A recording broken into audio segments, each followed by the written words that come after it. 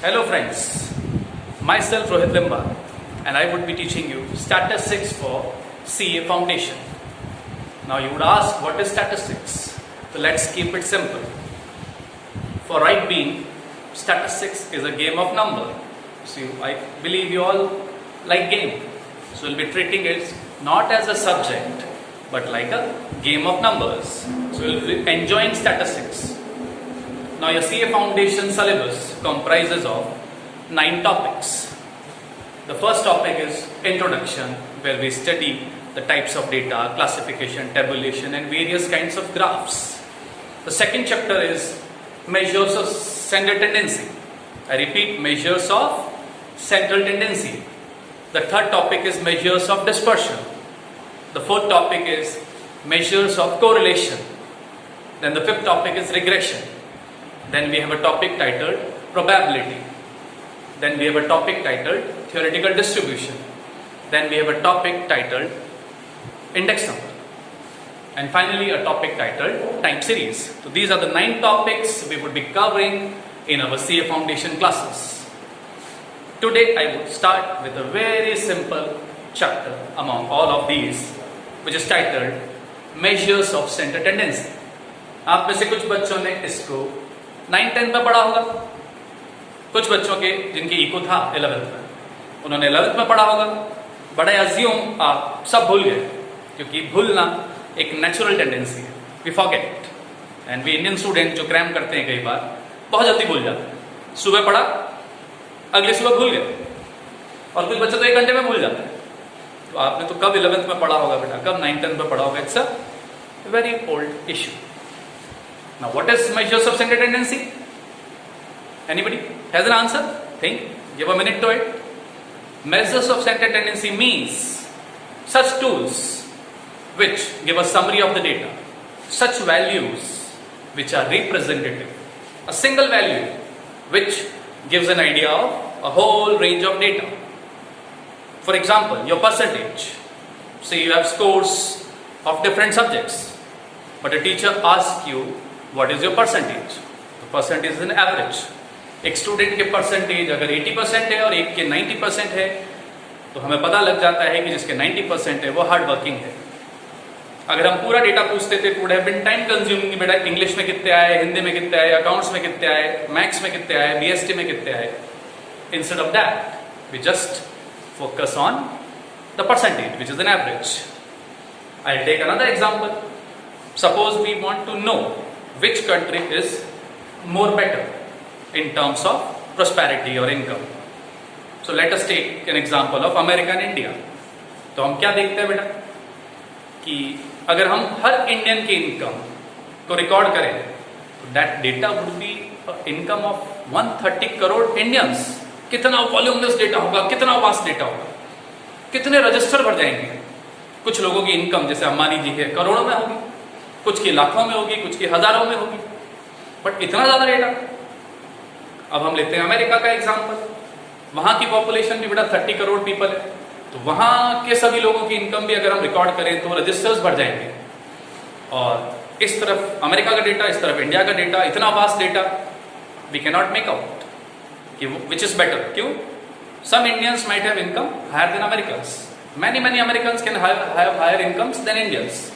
तो फिर कंक्लूड कैसे करें? तो आप सबने एक वर्ड पढ़ा होगा, पर capita income, which is average income. तो कैसे निकालते हैं बेटा? सारे पॉपुलेशन की इनकम जोड़ दें, divide by the population, we get a figure per capita income. India की पर कैपिटा इनकम है अप्रोक्सीमेटली $4,000. अमेरिका की पर कैपिटा इनकम है $48,000. By just these two single figures which are mean, we can easily say America is far developed than India. तो बेटा measures of center tendency means single values, not the whole data, but such single values which represent the whole set of values. A single value which is a representative value. इनको हम कहते हैं बेटा measures of center tendency. अगर कोई हिंदी में समझना चाहे तो इसको हम कहते हैं केंद्रीय प्रवृत्ति के माप. अब ये कितने तरह के होते हैं, कितने प्रकार के होते हैं? तो let's take a look. They are of 3 kinds: mean, median, and mode. The mean itself is of three kinds: arithmetic mean, geometric mean, and harmonic mean. So this topic is divided into 5 subparts. We will take them one by one. The most popular among them is AM, arithmetic mean denoted by x bar. And आप सब recall भी करेंगे, आप सब ने इसको 9th या 10th में जरूर पढ़ा होगा. तो अब हम इसको डिटेल में लेंगे. But before I start you teaching what is arithmetic mean, how to calculate it, what are its various properties, first I'll have to give a brief intro of data types. Now what are data types? Data types are of 3 types. Individual series called raw data, then there is discrete series, and there is continuous series. So why we are discussing about the data before mean? ये बेटा जो statistics है या center tendency है वो किस पे लगेगी? On a set of data. और डेटा अलग अलग प्रकार के होते हैं. तो सिंस डेटा अलग अलग तरह के होते हैं, इसलिए फॉर्मूला या अप्रोच भी अलग अलग तरह का होगा. तो before I come to formula I repeat, I will give a brief intro of the 3 types of data. Okay? So let us take a look at the data types.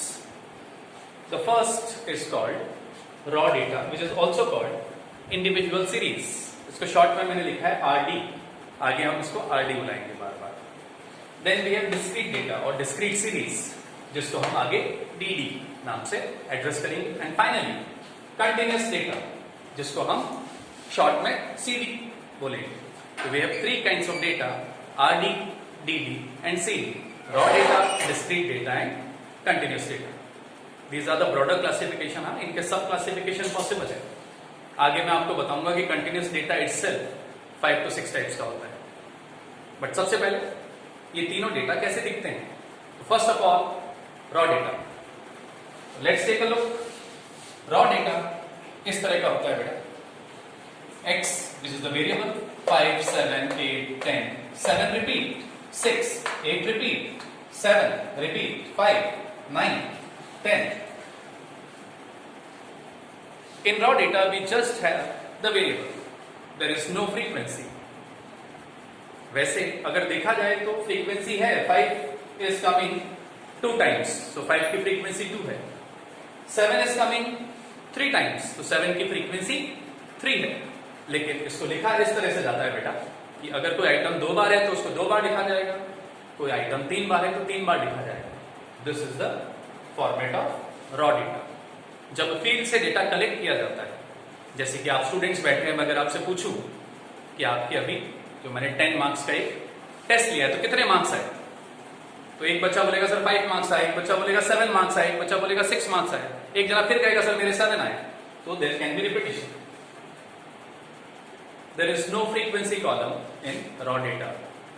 ये best way है इसको पहचानने का कि इसमें सिर्फ variable होता है, फ्रीक्वेंसी कॉलम नहीं होता है. Then we take the second example, जिसमें आप देख रहे हैं, आपको क्लियरली विजिबल होगा. 2 आइटम्स हैं, एक x और एक f. x is the variable and f is the frequency. Frequency means repetition of a particular variable.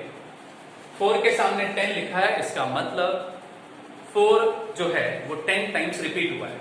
जैसे कि ऊपर वाले डेटा में देखेंगे आप, 7 जो है वो 3 बार रिपीट हुआ है. तो ये होता है फ्रीक्वेंसी का मीनिंग. तो let's take a look at discrete data again. 4, 5, 6 और 7. 4 की फ्रीक्वेंसी 10, 5 की फ्रीक्वेंसी 12, 6 की फ्रीक्वेंसी 18 और 7 की frequency 30. Now let's take a look at the final kind of data, which is continuous data. इसमें बेटा 2 कॉलम होते हैं, एक है आपका क्लास इंटरवल और दूसरा है फ्रीक्वेंसी. तो फ्रीक्वेंसी कॉमन है, डिस्क्रीट में भी फ्रीक्वेंसी है, कंटिन्यूअस में भी फ्रीक्वेंसी है. तो डिफरेंस क्या है? डिफरेंस है वेरिएबल किस तरह से रिप्रेजेंट होता है. डिस्क्रीट में वेरिएबल की सिंगल वैल्यूज है, 4, 5, 6, 7, जबकि कंटिन्यूअस में it's a range of values. जैसे आप देखें क्लास इंटरवल 0 to 10, तो इसमें बेटा सिंगल वैल्यू नहीं है, इसमें 0 के अलावा 1 भी है, 2 भी है और हो सकता है पॉइंट्स में हो, 2.5, 2.2. तो 0 to 10 means all values which are from 0 to 9.99. 10 इसमें कवर्ड नहीं होता है, लेकिन ये बात हम आगे डिस्कस करेंगे. देन 10 to 20, तो इसमें 10 भी आएगा, 11 आएगा, 12 आएगा, 12.2 भी आएगा. Value still 19.99. So let's again take a look at all the three kind of data one by one. बटा ये तीनों को समझना जरूरी है. जो इसमें कंफ्यूज हो गया वो आगे मीन, मोड, मीडियन या डिस्पर्शन में भी कंफ्यूज रहेगा. तो ये बेसिक्स हैं. So I repeat the three data kinds and take a deep look at them. Discrete data से पहले raw data. Raw data has only the column of variable, no frequency column. Discrete data, two columns, x and f. The x is a single digit, 4, 5. It's not in a range format. And finally, the continuous data, which is in a class interval format. यहां से लेके यहां तक के बीच में कितने values. तो after our introduction of the data types, raw, discrete and continuous, let's proceed with our original topic. हमने कहा था ना हम सेंटेंस पढ़ेंगे. उसमें सबसे पहले और इजीएस्ट टॉपिक है बेटा arithmetic mean. Arithmetic mean which is denoted by x bar. Why x bar बेटा? क्योंकि स्टैटिस्टिक्स में हम वेरिएबल को x या y डिनोट करते हैं. अगर सिंगल वेरिएबल होता है तो उसको हम x नाम देते हैं. जैसे एज है तो एज को x लिख देंगे, हाइट है तो हाइट को x लिख देंगे, वेट है तो वेट को x लिख देंगे. अगर दो वेरिएबल्स हुए तो एक को x एक को y. उस केस में फिर फॉर्मूला क्या हो जाएगा? y बार. तो ये फॉर्मूला चार्ट इतना बड़ा कैसे हो गया बेटा? हर चीज का तो एक ही फॉर्मूला होता है.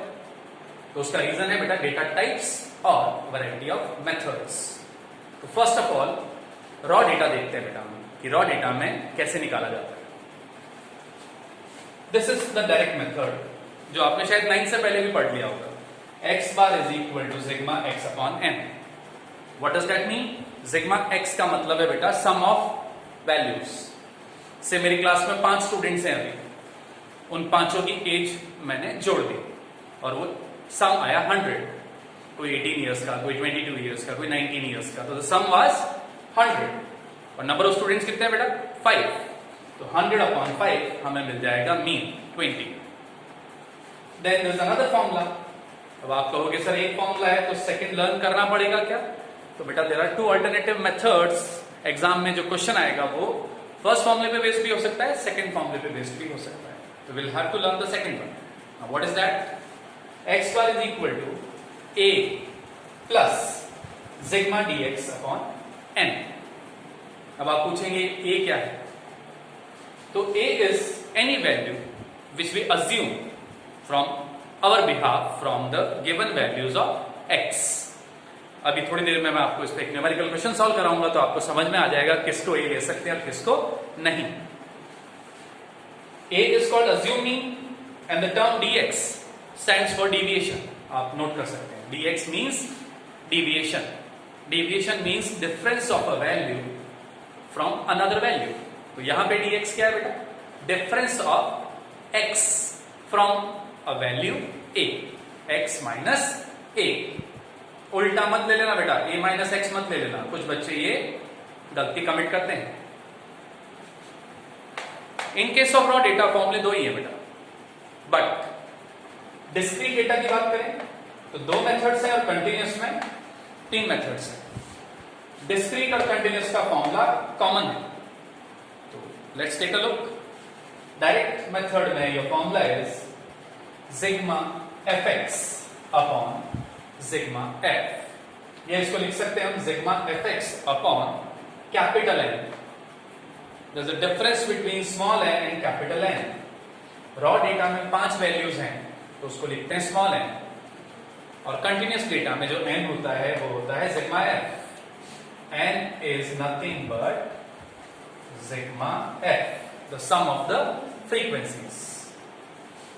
The second formula is assume mean method में x bar is a plus sigma f dx upon sigma f. And finally we have the last formula, step deviation method. जहां dx नहीं है बेटा, बी केयरफुल. ये dx की power 1 नहीं है, इसको हम बोलते हैं dx dash. dx dash is x minus a upon I. I is the class interval. जैसे अभी थोड़ी देर पहले हमने क्लास इंटरवल्स लिए थे 0 to 10, 10 to 20, 20 to 30. तो वहां इंटरवल था 10. तो यहां इंटरवल की वैल्यू से डिवाइड कर देते हैं, x minus A divide by i, and since we have divided it we later on multiply so that it is compensated.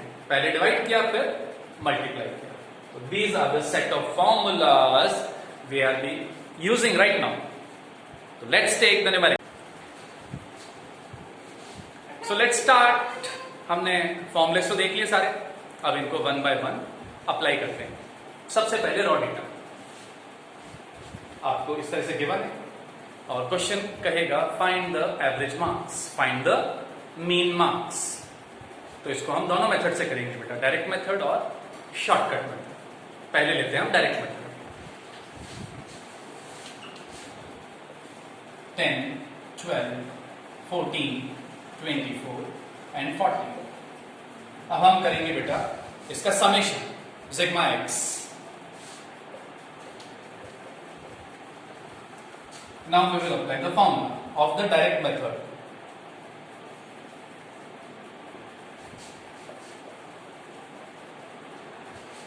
इन सबका टोटल 100, इसको हम लिखते हैं sigma x. Then we put the 100 here, then we count the values 1, 2, 3, 4, 5. 5 यहां रखते हैं. It's very easy बेटा, आप सबने शायद बहुत पहले पढ़ रखा है, लेकिन हम, मैंने कहा ना, जीरो से बिगिन करेंगे और हम मिस्टेनियस क्वेश्चंस तक जाएंगे एंड उसमें एक्सपर्ट बनेंगे. तो this was how we calculate by direct methods. Very easy. हर बार 5 से डिवाइड नहीं होगा. These are 5 values, so divided by 5. अगर ये 7 वैल्यूज होती तो divide by 7. A small observation, जो ये गिवन वैल्यूज हैं इसमें सबसे छोटी वैल्यू क्या है बेटा? 10. और सबसे बड़ी क्या है? 40. जो मीन है सबसे छोटी और सबसे बड़ी वैल्यू के कहीं ना कहीं बीच में ही आता है बेटा. Your mean can never be less than 10. Your mean can never be more than 40 in this particular situation. ये ऑब्जर्व करना, छोटी सी बात है कि सेंटर टेंडेंसी ये कहीं डेटा के बीच में स्थित होती है. Not exactly at the centre but somewhere in the centre. This was very easy. अब इसी डेटा को हम यूज करेंगे again, but the method will change. We will apply the shortcut method. So the same data and the second method, the shortcut method or the assume mean method. अब आपके mind में question होगा कि भाई ये assume mean a क्या था sir और ये dx क्या था. तो ये आपको क्लियर हो जाएगा. आपको टीचर्स ने पढ़ाया होगा स्कूल में कि जो ये वैल्यूज हैं इसमें बीच वाली वैल्यू को आप a ले सकते हैं. तो ये बेटा थोड़ा सही भी है, थोड़ा गलत भी. इसको क्लैरिफाई लेटर ऑन करूंगा, बट फिलहाल जो आपका प्रीवियस नॉलेज है उसी को मान लेते हैं. बीच वाली वैल्यू यहां है 14, तो इसको अज्यूम मीन लेके हम dx कॉलम बनाते हैं. तो a is 14 dx x minus a, that is x minus 14. 10 minus 14, 12 minus 14, 14 minus 14, 24 minus 14, 40 minus 14. अब हम करेंगे बेटा इसका summation, sigma dx. The formula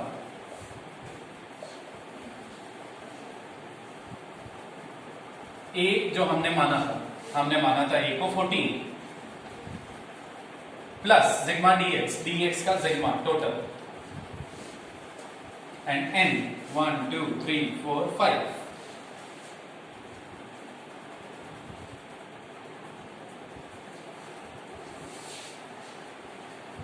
Isn't it interesting? Two different methods applied on the same data will give exactly the same answer. जब हमने इसको direct method से किया तब भी आया था 100/5 20, और जब हम अभी कर रहे हैं तब भी क्या आ रहा है 20. ओके, तो these were the two methods. अब हम इसको और समझते हैं, और इसलिए कि भैया अज्यूम मीन क्या कुछ और लिया जा सकता है. क्या हम अज्यूम मीन 12 ले सकते हैं? क्या हम अज्यूम मीन 10 से छोटा या 40 से बड़ा ले सकते हैं? दीज आर क्वेश्चंस तो इस बार हम अज्यूम मीन 14 नहीं लेते हैं, हम इस बार अज्यूम मीन लेते हैं कोई दूसरा नंबर इस सीरीज में, सेकंड नंबर जो है 12। इसको लेके देखते हैं कि आंसर क्या आता है। सो 10 minus 12, 12 minus 12 0, 14 minus 12 24 minus 12 40 minus 12। इसकी total sigma dx is 40। Let's put them in the formula. a की जगह आएगा बेटा जो हमने अज्यूमिंग लिया है 12। Sigma dx is 40।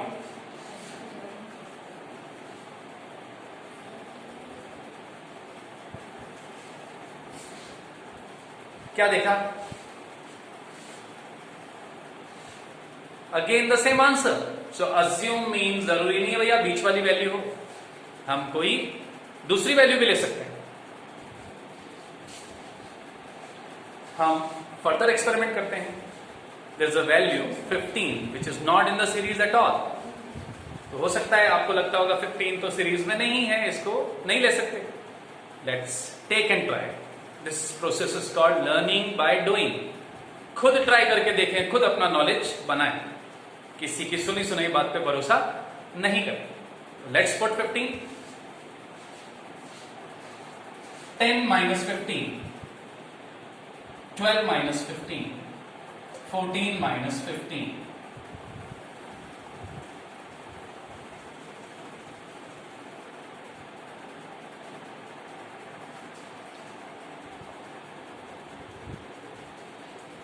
this is 34, 34 में से गए आपके 9, 25।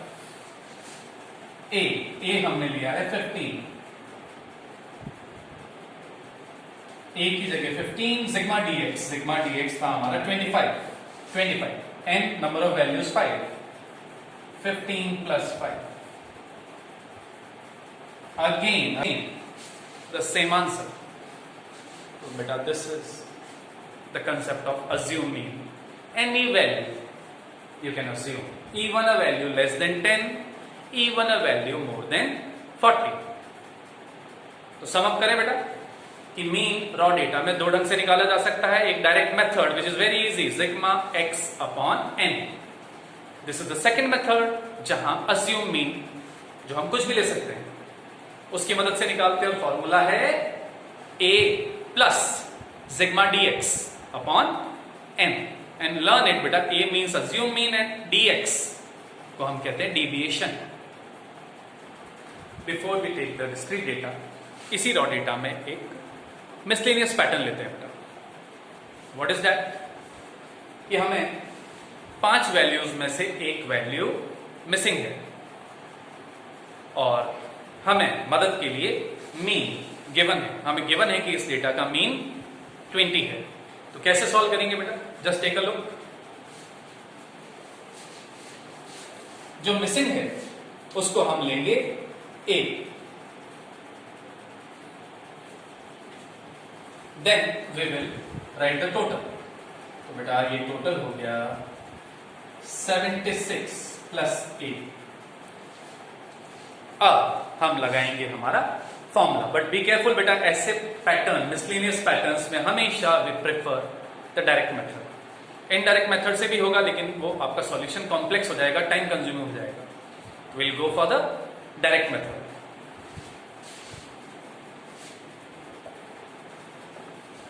x बार 20 गिवन है, sigma x 76 plus a, m 1 2 3 4 5। ये 5 क्रॉस मल्टीप्लाई करें, 76 इधर भेज दें।